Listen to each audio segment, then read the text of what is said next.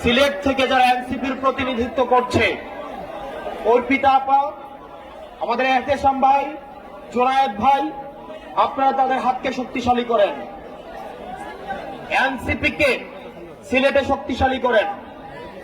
NCP কোনো চাঁদাবাজের দল নয়, এনসিপি কোনো টেন্ডারবাজের দল নয়। এনসিপি উঠে এসেছে সংকট থেকে, সমস্যা সমাধান করে এনসিপি উঠে এসেছে, ফ্যাসিবাদের কবর রচনা করে এনসিপি উঠে এসেছে, আওয়ামী লীগের চ্যাপ্টার ক্লোজ করে এনসিপি উঠে এসেছে। আপনারা এনসিপির হাতকে শক্তিশালী করুন।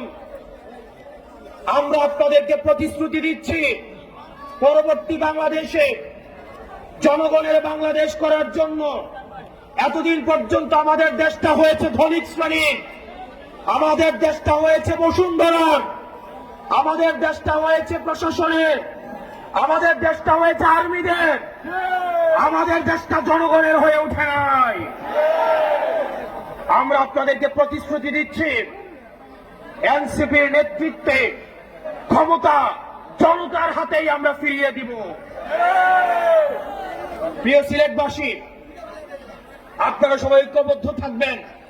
আমাদের সংকট শেষ হয়ে এখনো যায়নি, আমাদের সামনে লড়াই রয়েছে। ইতিমধ্যে আওয়ামী লীগের একটা পক্ষ, যারা আওয়ামী লীগ করেছে, আওয়ামী লীগের সুবিধা নিয়ে লেখক হয়েছে, আওয়ামী লীগের সুবিধা নিয়ে যারা অ্যাক্টিভিজম করেছে, আওয়ামী লীগের সুবিধা নিয়ে যারা ভিডিও খুলেছে, তাদের প্রতি আমাদের সজাগ দৃষ্টি রাখতে হবে।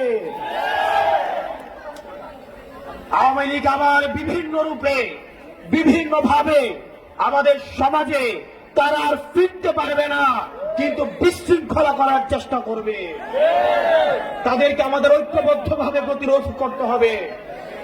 আপনারা সবাই ভালো থাকবেন, সুস্থ থাকবেন।